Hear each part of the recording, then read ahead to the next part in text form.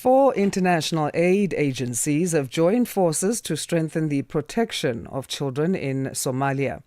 Save the Children, World Vision, Plan International and SOS Children's Villages have launched the Joining Forces Somalia Chapter in Mogadishu, aiming to combat violence against children and improve child protection systems amid conflict, climate shocks and limited access to essential services.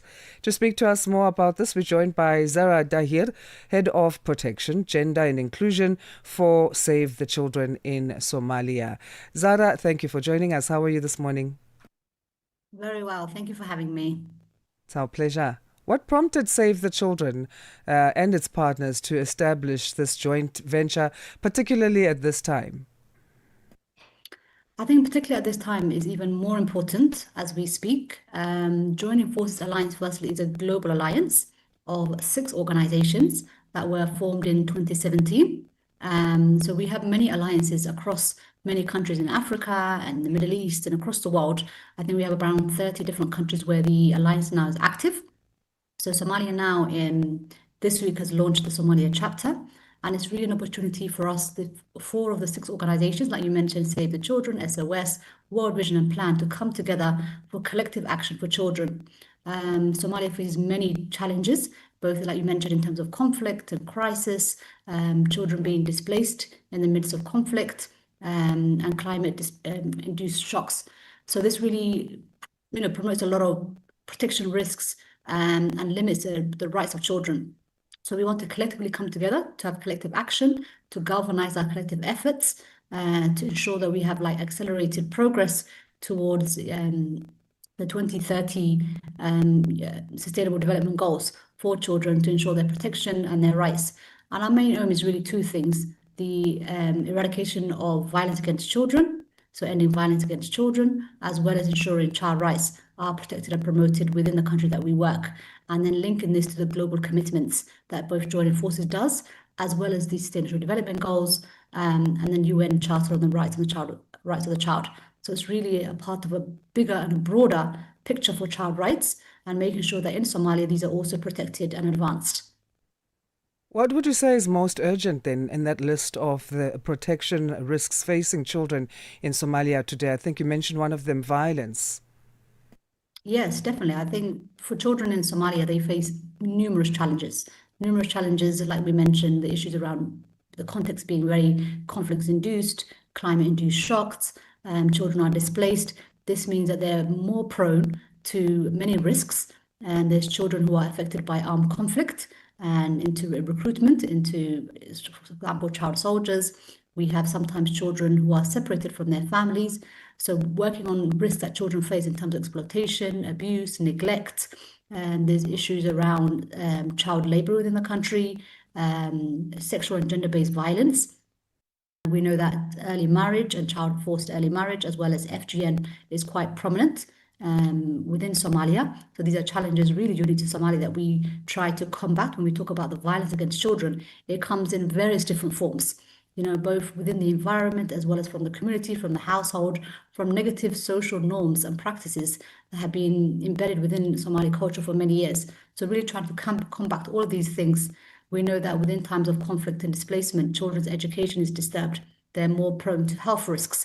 And all of these mean that children are really at risks of exploitation, abuse, and neglect within the environment they are living. So we're just trying to ensure that children have a conducive and safe environment, are protected from all forms of risks, are able to go to school safely without the worry of any protection risks on their way.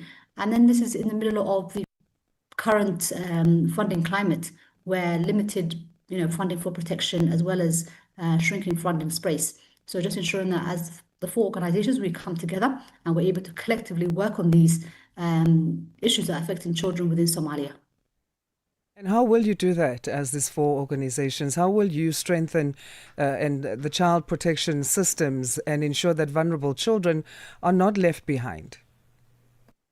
So a couple of things that we really want to aim to do, and we aim to do collectively together, is our work on joint advocacy for policy and legislative change So making sure that we're advocating together and supporting the government, not just advocating against the government, but really supporting the national government to advance policies for children. Somalia has already signed the UN Convention on the Rights of the Child. And so really making sure that there are stepping stones and roadmarks to making sure that those commitments have been achieved for children. Recently, Somalia has also signed the African Charter on the Rights and the Welfare of the Child, so making sure that we're aligned to regional commitments for children. And at the national level, we're also supporting the Somalia Child Rights Bill, work on bills around FGM and sexual offence against women and children. So all of these are really ensuring a really conducive policy space that safeguards and protects the rights of children, and making sure that the government is able to do that. We're able to advocate for that, and we're able to not making sure that they're just ratified and approved, but also implemented, and making sure that implementation strategies in place so that these rights for children are realized, as well as a system strengthening approach, making sure that we're working with communities, government, all partners to make sure that there are systems and structures in place that children can have rights, that they can seek protection. And we're supporting the government in terms of social workforce, in terms of policy change, advocacy, and amplifying the voices of children. So making sure that children are the center of the work that we do. So really it's a collective approach from community to the children that we work with, making sure that we're both advocating as well as supporting the government, and making sure that there are systems and structures in place to realize the protection of children and their rights.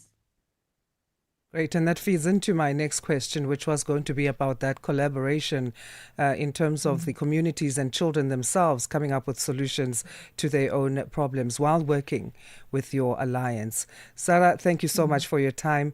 We appreciate it again here at Channel Africa. Thank you so much. Appreciate it.